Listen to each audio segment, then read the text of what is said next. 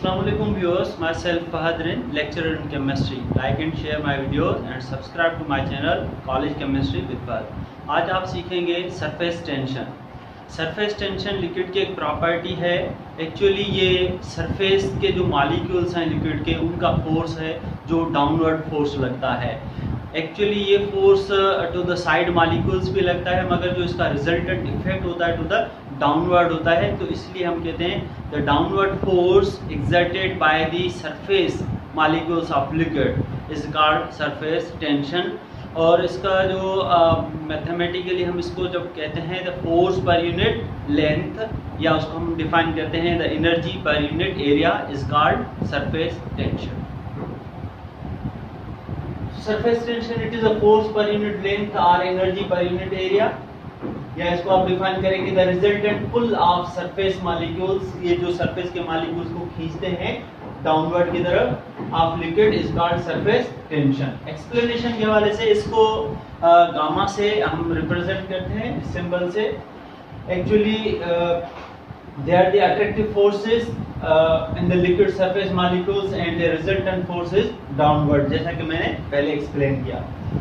Diagram में आप समझे कि ये लिक्विड के अंदर बहुत सारे मॉलिक्यूल्स हैं। हम यहाँ पे सरफेस के मॉलिक्यूल्स की बात कर रहे हैं, हालांकि ये जो इसके अंदर मॉलिक्यूल्स हैं वो भी फोर्सेस जो हैं वो अप्लाई कर रहे हैं, मगर वो विस्कोसिटी से रिलेटेड होते हैं। तो सरफेस टेंशन में हम सरफेस के मॉलिक्यूल्स की बात कर रहे हैं। तो ये जो डार्क कलर में एक मॉलिक्यूल मैंने यहाँ रिप्रेजेंट किया है, तो ये साइड मॉलिक्यूल्स में भी फोर्स लगा रहा है, और ये डाउनवर्ड और ये साइड्स में इस तरह से फोर्स लगा रहा है। अब इसका फोर्स जो होगा अपवर्ड तो होगा नहीं, क्योंकि इसके अबव कोई मॉलिक्यूल्स नहीं है।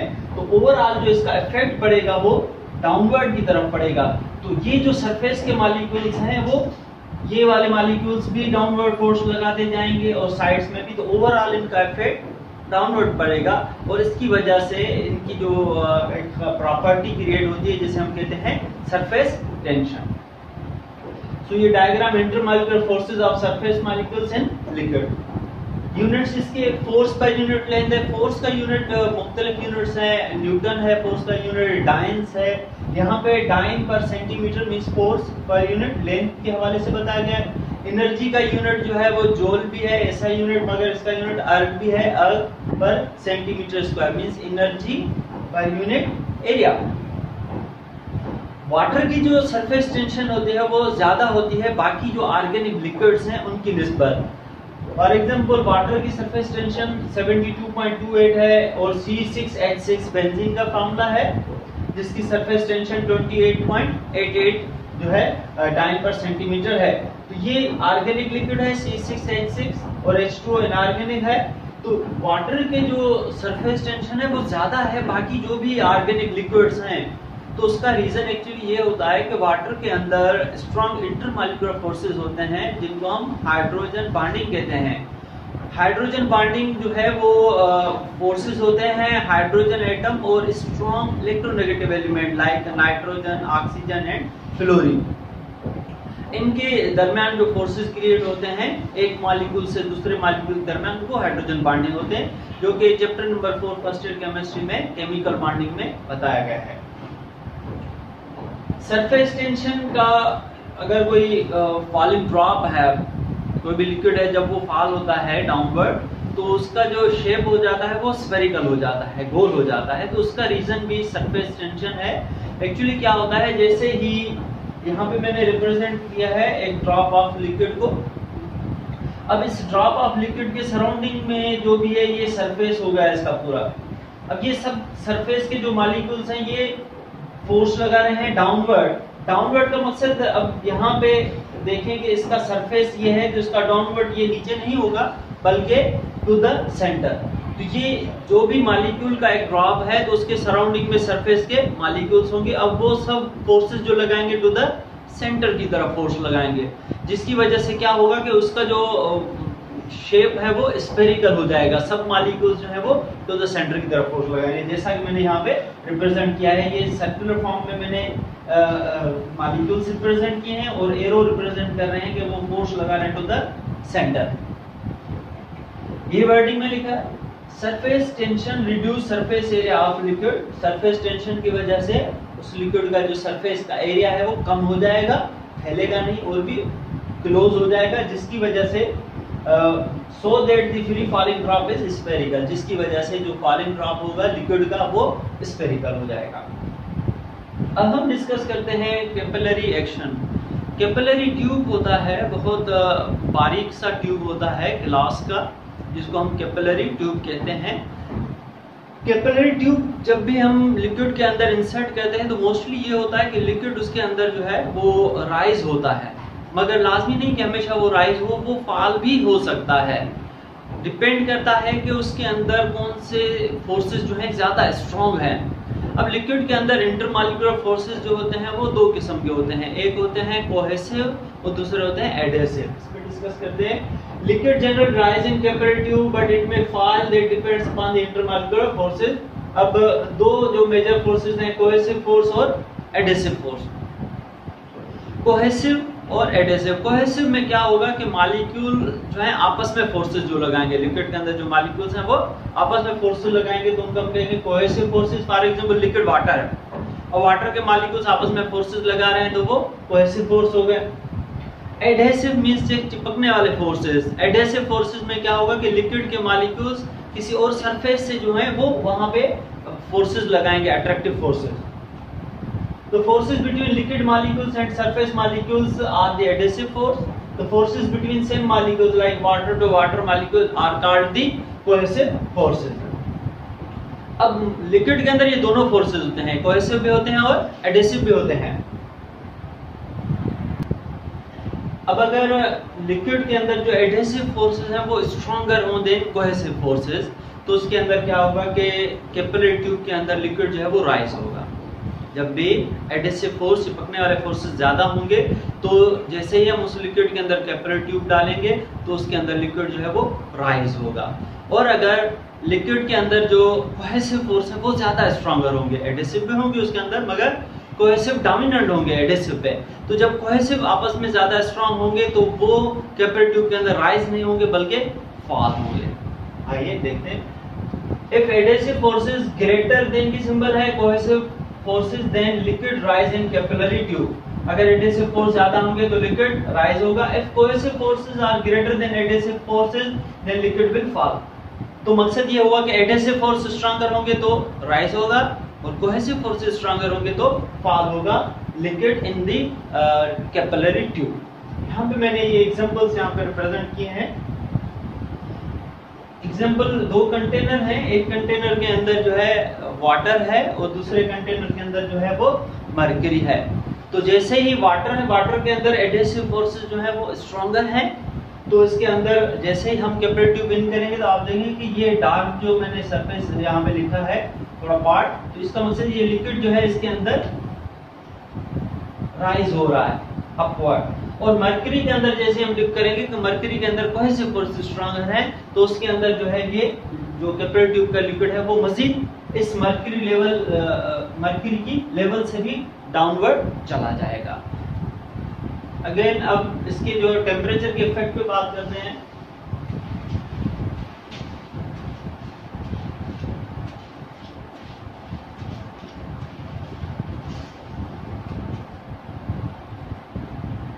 अब इसी डायग्राम को अगर आप थोड़ा बड़ा करके देखें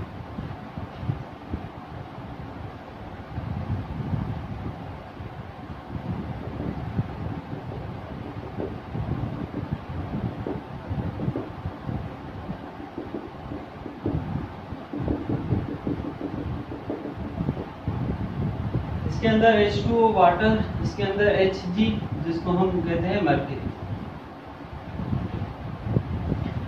अब ये इसके लेवल है। अब इसके अंदर जैसे ही हम कैपिलरी ट्यूब डिप करेंगे तो ये लिक्विड इसके अंदर जो है मूव करेगा, क्योंकि वाटर के मॉलिक्यूल्स जो होंगे यहाँ से इस जो कैपिलरी ट्यूब का जो सरफेस है उससे चिपकते जाएंगे और ये अब वो मूव करते जाएंगे।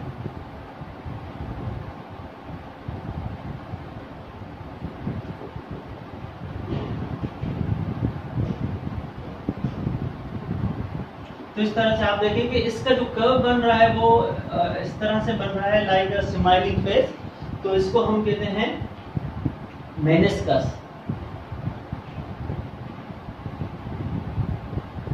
मेनिस्कस जो वाटर का जो बनेगा वो डाउनवर्ड बनेगा। जो भी लिक्विड जिनके अंदर एडहेसिव फोर्स स्ट्रॉन्गर होंगे तो उनका जो मेनिस्कस है, ये जो शेप है कर्व आ रहा है, वो डाउनवर्ड आएगा due to the adhesive force. तो इसमें अंदर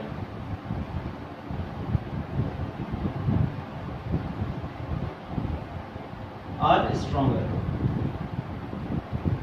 ऑफ कोर्स इसमें कोहेसिव फोर्सेस भी होंगे, ऐसा नहीं कि इसके अंदर कोहेसिव फोर्सेस नहीं, वाटर के अंदर कोहेसिव फोर्सेस भी हैं, मगर एडहेसिव फोर्सेस जो है उससे ज्यादा डोमिनेंट है, ज्यादा पावरफुल है, स्ट्रांग है।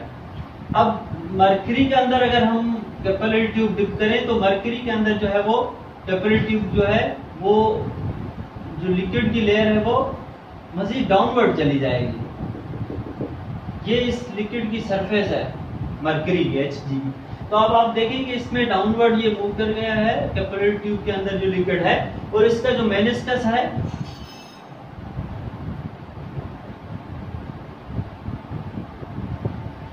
अपवर्ड है। तो मरकरी का मेनिस्कस अपवर्ड आ रहा है क्योंकि इसमें कोहेसिव फोर्सेस जो हैं स्ट्रॉन्गर है।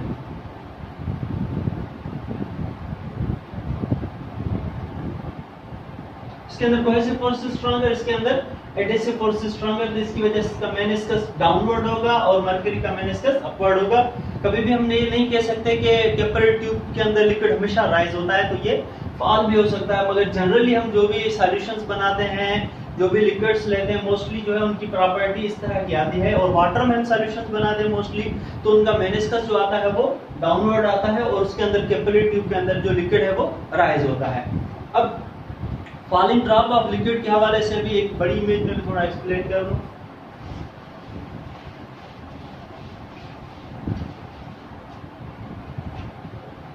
For example, this is the falling drop of liquid. Drop of water हम कहते हैं, ये पानी का एक ड्रॉप है। तो अब इसके अंदर लाखों करोड़ों वाटर के मॉलिक्यूल्स हैं। अब इसके सरफेस के भी मॉलिक्यूल्स हैं।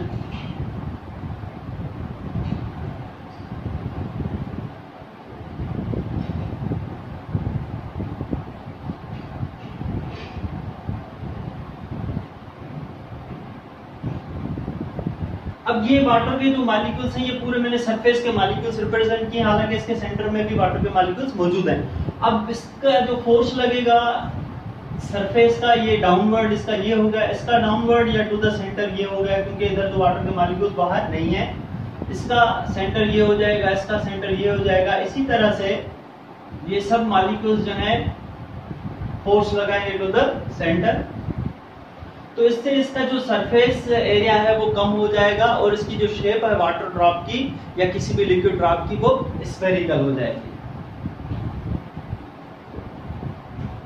तो इसी वजह से falling drop always takes shape of spherical because of the surface tension. All liquid molecules on the surface apply a force or pull to the center, that's why its surface area is reduced and its shape is spherical observed.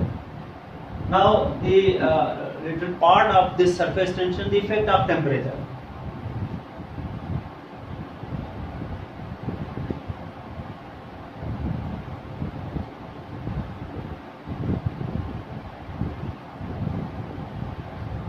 ये दो diagrams दो हैं वो मैंने थोड़ी बड़ी करके यहाँ पे एक्सप्लेन की है मजीद। अब हम इसी के पार्ट को एक्सप्लेन कर रहे हैं, इफेक्ट ऑफ टेम्परेचर। तो जिसी तरह से विस्कोसिटी इनवर्सली प्रोपोर्शनल टेम्परेचर है, surface tension is also inversely proportional temperature.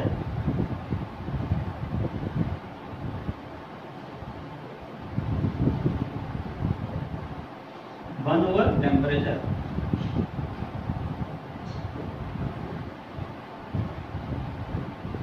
हम कहेंगे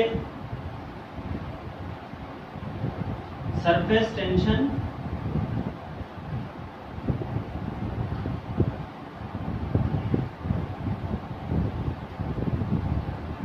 बाय इंक्रीजिंग